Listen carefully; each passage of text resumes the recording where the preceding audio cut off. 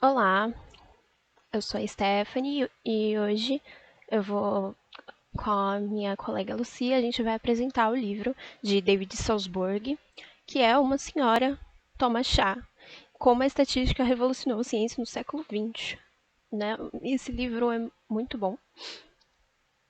E falando um pouco do David, né? Ele nasceu no dia 26 de fevereiro de 1981. Ele tá com 92 aninhos, né? Aí vocês podem ver a imagem dele. Nosso Senhor.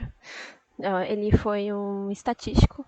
Ele é aposentado de uma empresa farmacêutica, né, que é a Pfizer, que hoje a gente conhece por conta das vacinas e o que aconteceu aí 2 anos atrás, por causa do Covid-19.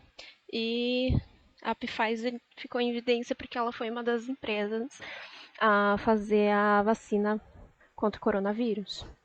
Ele trabalhou nessa empresa. E o livro foi traduzido por José Maurício Grade e pela editora Jorge Zaha. E o livro inicia com o título, né, do nosso livro, que é Uma Senhora Toma Chá. E ele vai contar de onde que vem esse título, Uma Senhora Toma Chá. Era uma tarde de verão em Cambridge, na Inglaterra, no final dos anos 1920. Um grupo de professores universitários e suas esposas se reuniram para o chá da tarde, e uma dessas mulheres insistia em afirmar que o chá servido sobre o leite era mais gostoso, diferente do que apresentava ao receber o leite sobre ele. Porém, tanto os homens lá debocharam dela, riram dela, né, por conta do que ela propôs, porque eles são cientistas. Isso daí não muda nada, porque a composição do leite de chá é a mesma, né? Não tem essa diferença, mas porém, um deles, ele era um homem de estatura baixa, ele se interessou pela proposição da senhora. E começou a esboçar um experimento no qual a senhora, que insistiria a ver diferença, né? Ele pediu que ela fosse servida com uma sequência de xícaras, algumas com leite servido sobre o chá e outras com chá servido sobre leite. E para ela adivinhar, né? E esse homem, nada mais nada menos, é Ronald Aimer Fisher. É o Ronald Aimer Fisher. Naquela época ele tinha 30 anos e posteriormente ele receberia o título de Ronald Fisher. É o nosso Fisher da estatística. Ele foi um estatístico muito importante. E em 1935 ele publicou The Design of Experiments, né? Em cujo segundo capítulo descreveu o experimento da senhora provando chá. Nesse livro, Fisher analisa a senhora e sua crença como um problema hipotético e considera os vários experimentos que podem ser planejados para determinar se era possível ela notar a diferença. O texto explora a revolução desencadeada por Fisher no campo da experimentação científica durante o século XX.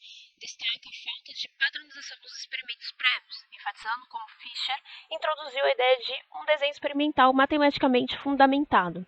Fisher analisou os problemas enfrentados pela estação agrícola experimental Hofsmet, revelando a confusão gerada por décadas de dados não publicados inúteis devidos a fatores ambientais não considerados. Ele defendeu a necessidade de um modelo matemático para orientar os experimentos, evidenciando a importância de controles adequados e delineando regras gerais para um bom desenho experimental.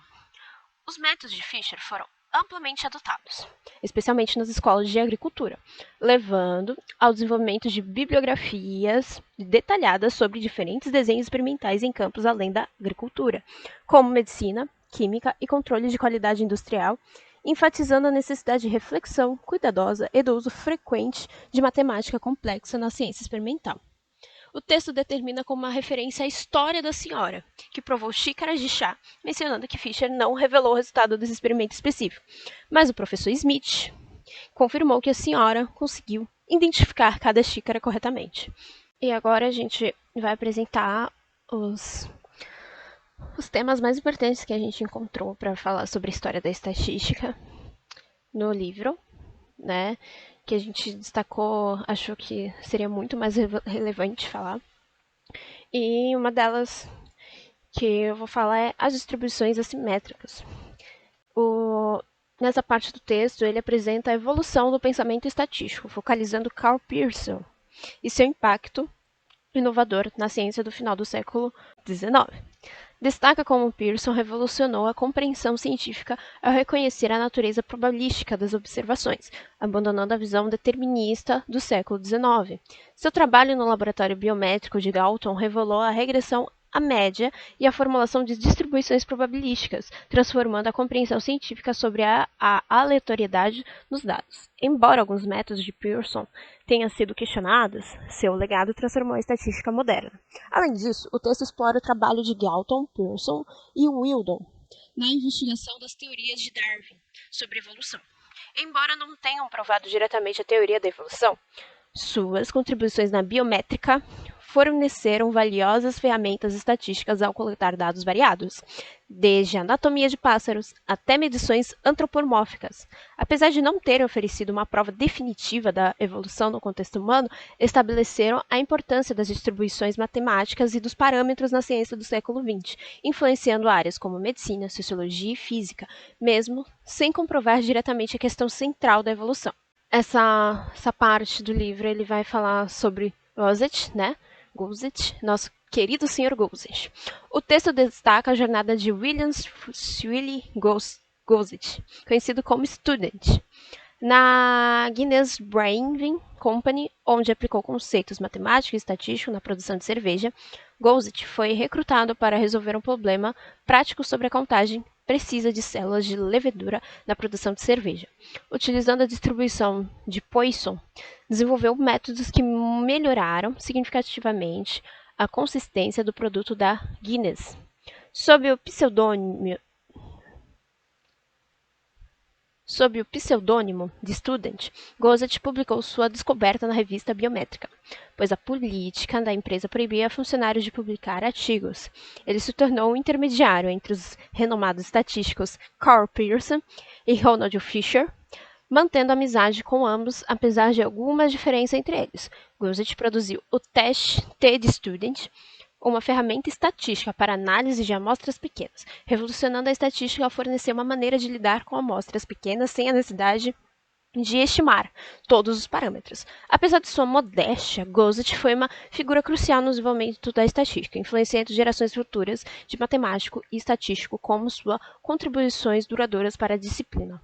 Próximo, resolver um monte de estrume. Ronald Jaime Fisher, aos seus 29 anos, mudou-se com a família para uma casa perto da estação agrícola experimental Rothamsted em 1919. Apesar de desafios na infância, destacou-se em matemática em Harrow e ingressou em Cambridge, onde se tornou Wrangler em 1912. Fisher teve atritos com Karl Pearson, especialmente quando apresentou uma solução geométrica para um problema estatístico. Pearson não compreendeu e publicou o trabalho de Fisher de forma subalterna. Após a Primeira Guerra Mundial, Fisher trabalhou em estatística agrícola, mas desentendimentos com Pearson o levaram a publicar em revistas não tradicionais. Ele desenvolveu um interesse em eugenia, defendendo políticas para aumentar a taxa de natalidade nas classes mais favorecidas. Durante a Segunda Guerra Mundial, acusações falsas de fascismo o afastaram de trabalhos relacionados à guerra. Fisher contribuiu significativamente para a genética, desenvolvendo métodos estatísticos que influenciariam a pesquisa em agrícola e biologia. Seu livro, Statistical Methods for Research Works, foi inovador, focando em aplicações práticas sem fundamentação matemática formal. Fisher foi ignorado pela comunidade matemática, mas seu trabalho influenciou a estatística e foi posteriormente reconhecido por matemáticos como Harold Krammer.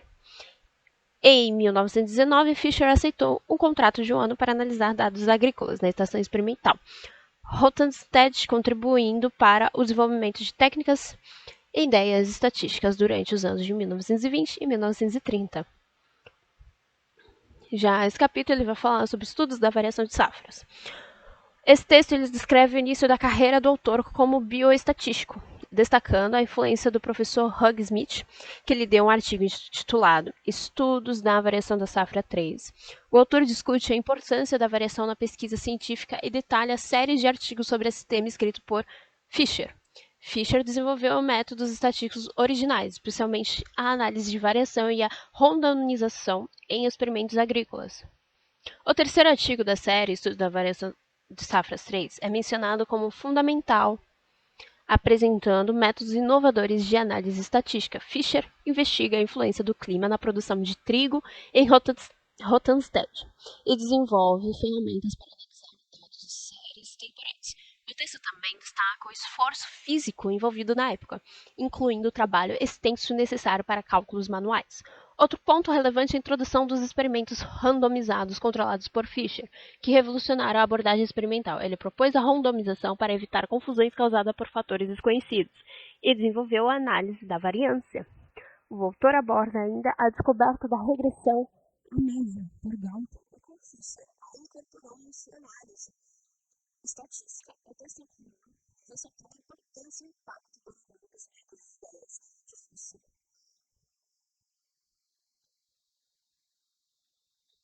Agora vamos falar de um livro de 100 anos. O texto aborda a questão da previsão de eventos extremos, como enchentes, que ocorrem uma vez a cada século, e destaca a contribuição de Tippett para a estatística nesse contexto. Tippett, após sua formação em física, tornou-se estatístico e, ao trabalhar em especialmente a física mais foca. Ao estudar sobre Carl Pearson no laboratório biométrico de Galton, Tippett desenvolveu uma equação conectando a distribuição de valores extremos à distribuição de dados da amostra. A solução de Tippett permitiu avanços na compreensão e previsão de eventos extremos, como enchentes. O texto destaca a importância dessa distribuição de extremos, pois ao entender sua relação com os valores ordinários, é possível estimar a altura de enchentes anuais e prever a altura dos eventos extremos, como o dilúvio de 100 anos. Isso tem aplicações práticas, como o cálculo da altura de ditos a serem construídos e o estabelecimento de padrões ambientais. Além disso, o texto menciona Emil Gumbel, que em 1958 publicou Statistics of Streams, um texto fundamental na área que inclui o trabalho original de Tippett.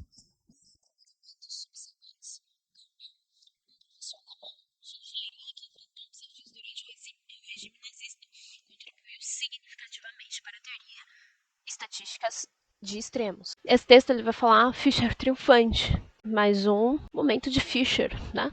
A estrela. Em dezembro de 1934, o professor Fisher recebeu reconhecimento tardio por seu artigo The Logic of Induced Inference na Royal Statistic Society, marcando sua genialidade após anos de isolamento. Esse evento concedeu-lhe destaques entre os líderes da estatística. No entanto, seu relacionamento tenso com Pearson adicionou complexidade às dinâmicas da época. Houve uma divergência filosófica entre Pearson e Fisher sobre a distribuição estatística. Pearson via-as como descrições das verdadeiras coleções de dados, enquanto Fisher as via como fórmulas matemáticas abstratas para estimar parâmetros. Fisher propôs critérios para boas estatísticas, introduzindo-os métodos de probabilidade máxima, que se destacaram pela consistência e eficiência, prevalecendo como o advento dos computadores. Embora Fisher tenha triunfado sobre os métodos de Pearson, nos anos de 1930, Jerzy Neyman começou a questionar algumas ideias de Fisher, antecipando possíveis discordâncias futuras. A dose letal. O texto descreve as experiências e a carreira de Chester Bliss, um cientista que desenvolveu a análise de probability para avaliar os efeitos de inseticidas. Bliss iniciou sua pesquisa nos anos de 1920 nos Estados Unidos, onde enfrentou desafios na interpretação de dados estatísticos complexos.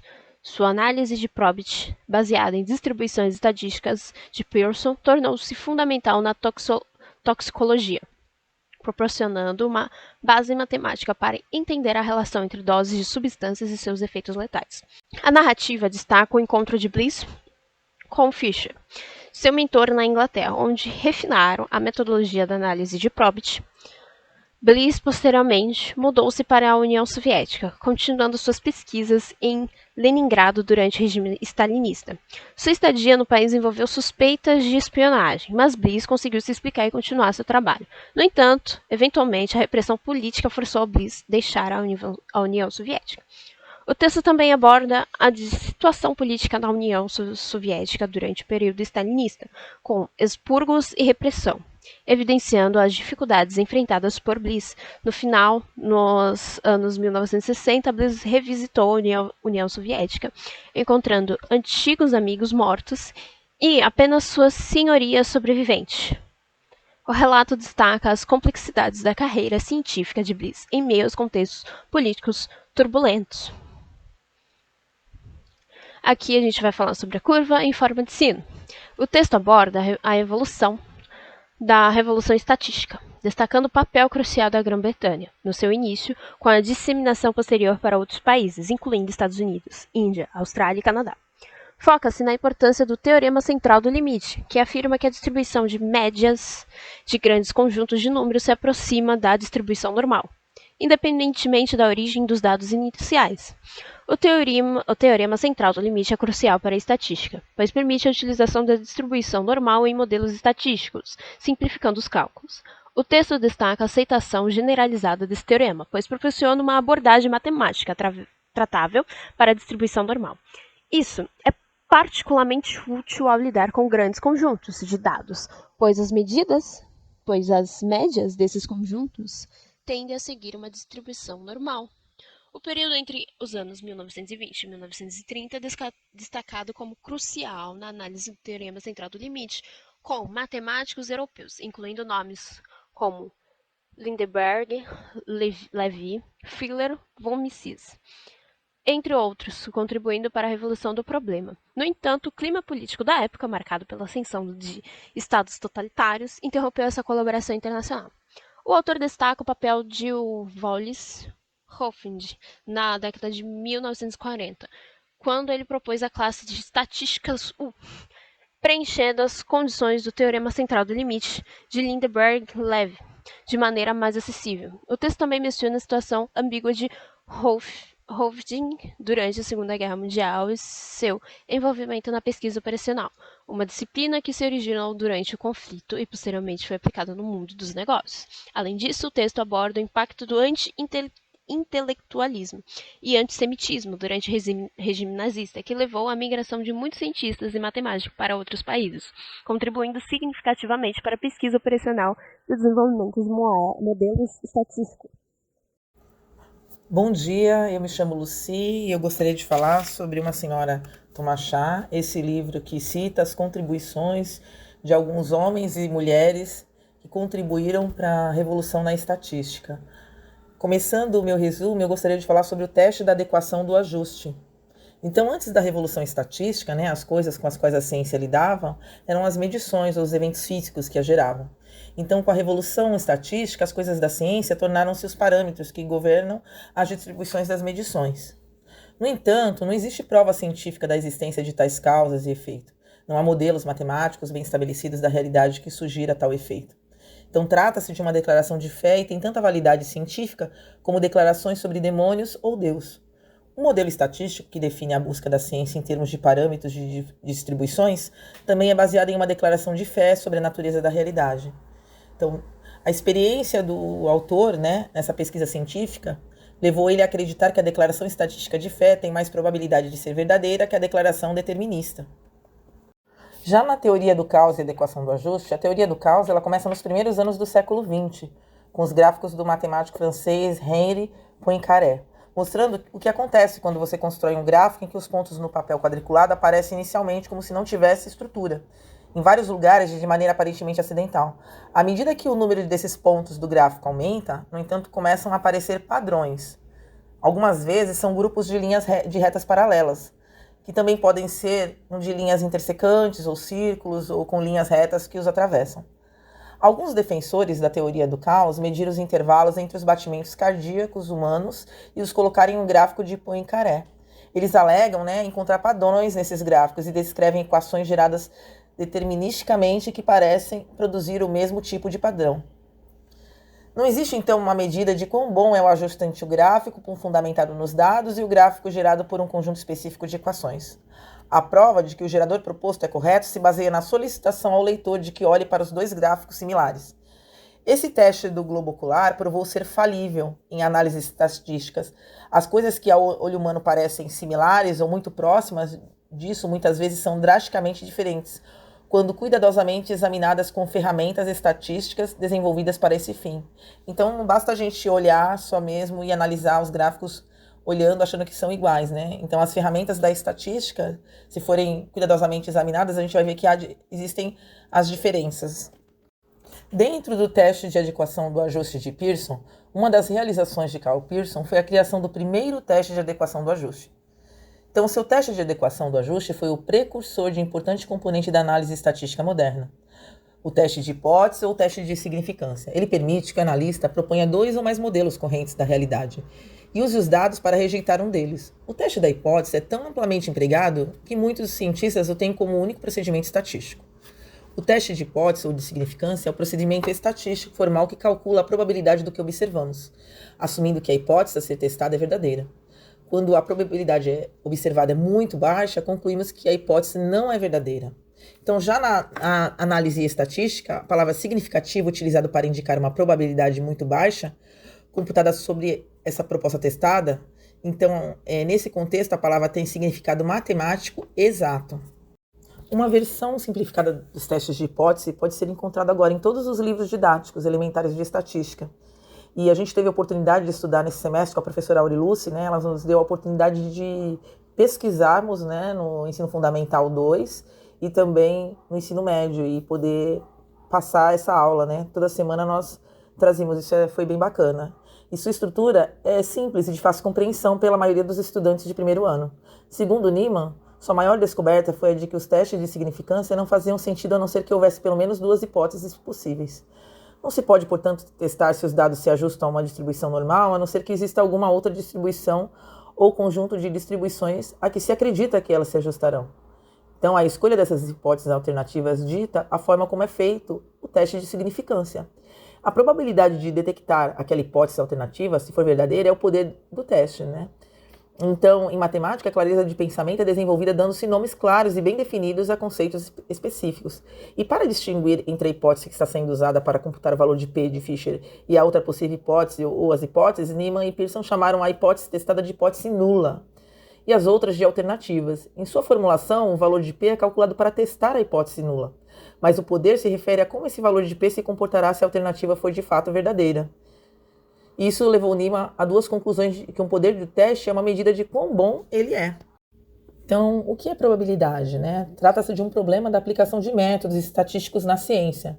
Sua forma geral, né, pode ser resumido nessa questão: o que vai significar a probabilidade na vida real, né? Então, são formulações matemáticas da estatística que podem ser usadas para computar probabilidades. Então, agora vamos entender um pouco sobre a definição frequentista de probabilidade. Em 1822, né, o filósofo inglês John Vane, ele propôs uma formulação da probabilidade matemática, né, que ele fazia sentido na vida real. Ele inverteu um importante problema da probabilidade. Vane, ele afirmou que a probabilidade associada com um evento dado é a proporção de vezes que o evento ocorre no tempo. Em sua proposta, a teoria matemática da probabilidade não subentende a lei dos grandes números, mas essa subentende aquela. Essa é da definição frequentista da probabilidade. Então, o teste da hipótese tornou-se a ferramenta estatística mais amplamente usada na pesquisa científica.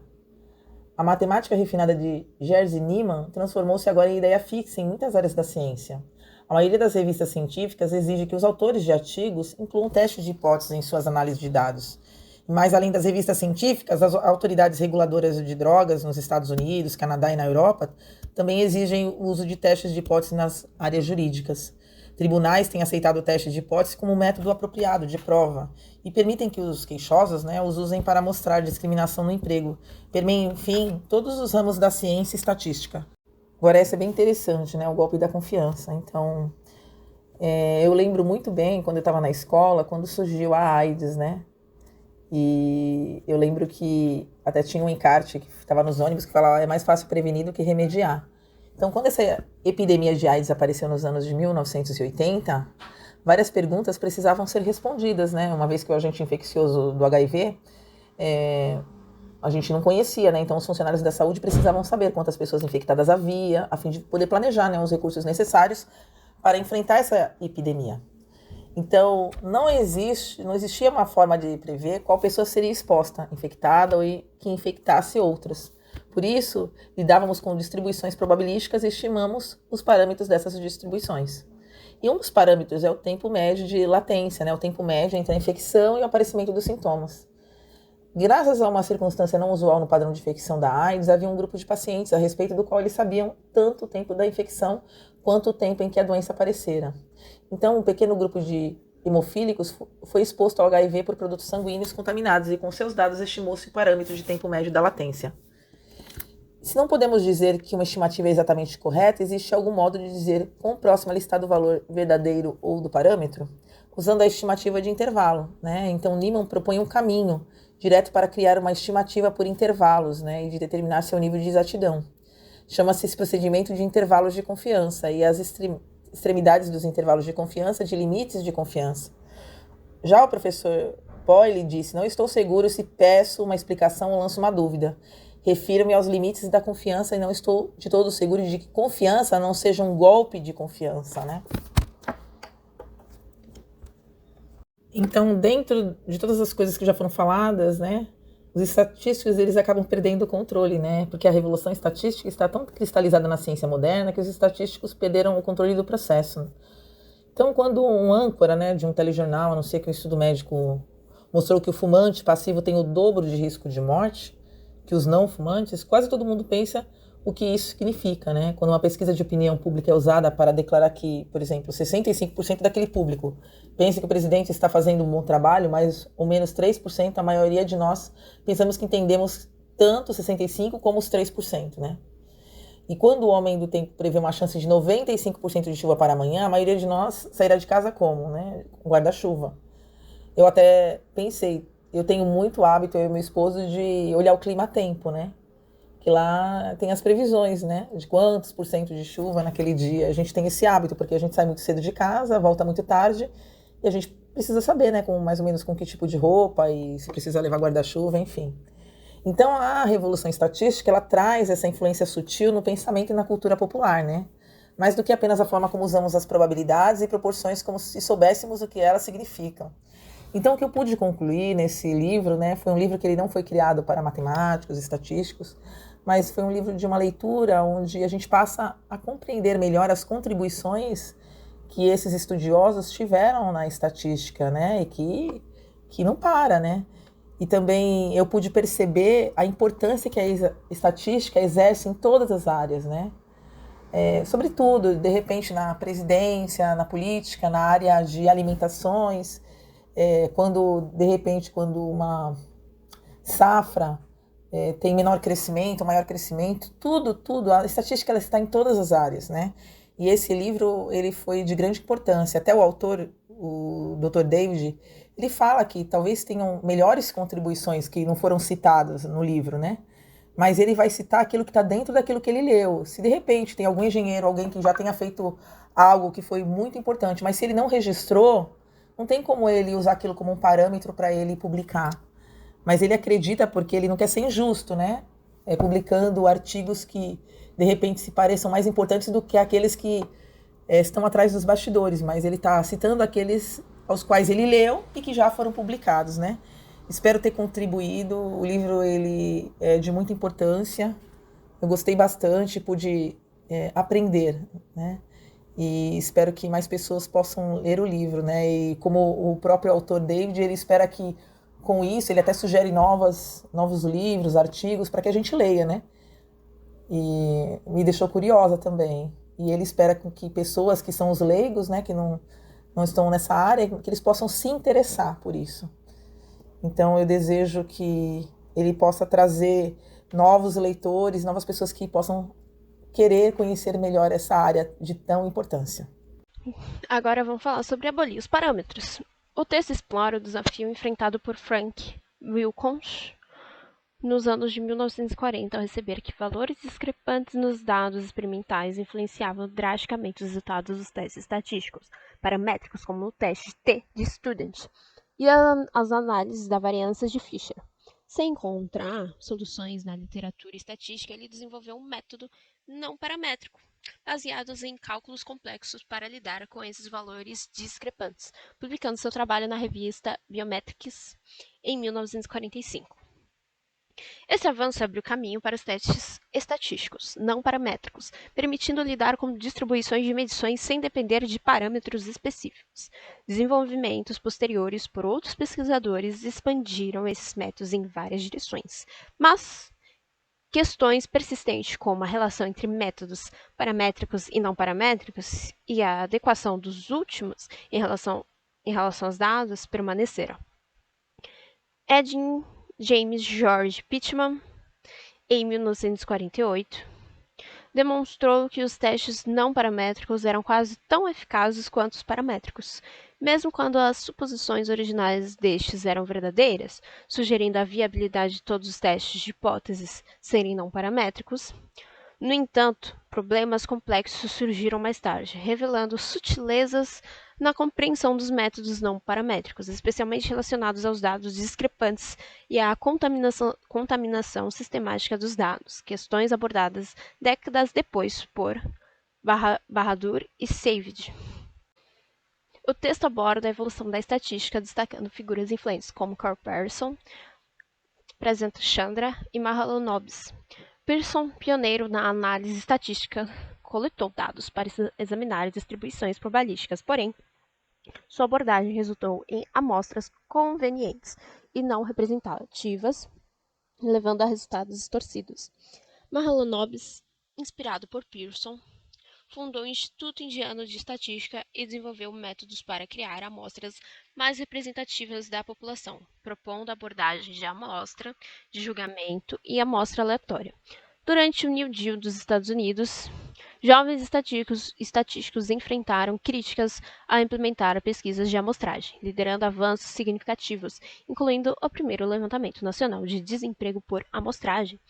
Jerome Corfield foi um desses jovens estatísticos e desempenhou papel crucial no estudo Framingham sobre dieta e doenças cardíacas, além de colaborar em análises econômicas com Wolseley Leontief.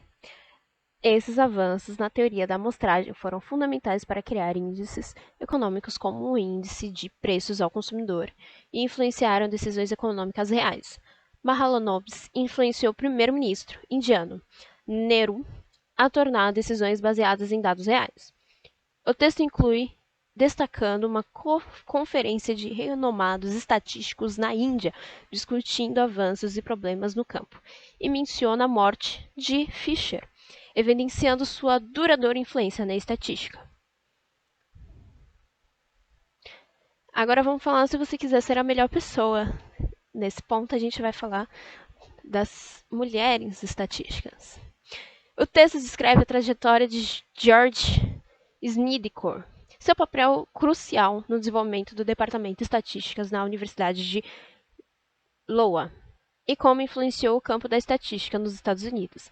E destaca-se também a figura de Gertrude Cox, inicialmente atraída para a estatística por Snedecor, que se tornou uma cientista notável e administradora. Janet Norwood, outra figura importante, foi uma pioneira na administração estatística governamental nos Estados Unidos.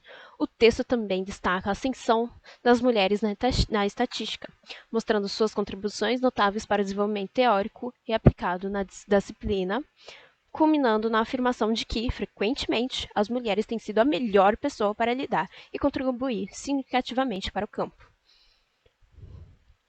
Apenas um peão de fazenda do Texas. O texto descreve a jornada de Samuel Wilks, um matemático cujo interesse pela aplicação prática da matemática e o levou ao campo emergente da estatística matemática. Embora a pesquisa matemática em sua época estivesse focada em conceitos abstratos, Wilks se destacou na aplicação de métodos estatísticos em áreas como testes educacionais e controle de qualidade industrial. Iniciando sua carreira como um problema de psicologia educacional, Wilks se tornou uma figura influente em Princeton, promovendo o uso da estatística em diferentes campos. Durante a Segunda Guerra Mundial, desempenhou um papel vital assessorando órgãos governamentais e estabelecendo grupos de pesquisa estatística para lidar com questões militares. Wilkes foi um defensor fervoroso da aplicação prática da matemática e da estatística, criticando a abstração desvinculada das necessidades do mundo real. Seu legado persiste por meio das contribuições para a estatística matemática, influenciando a união entre a matemática abstrata e as aplicações práticas, deixando uma marca duradoura na história da disciplina. Muito obrigada por assistir, que a estatística esteja com você.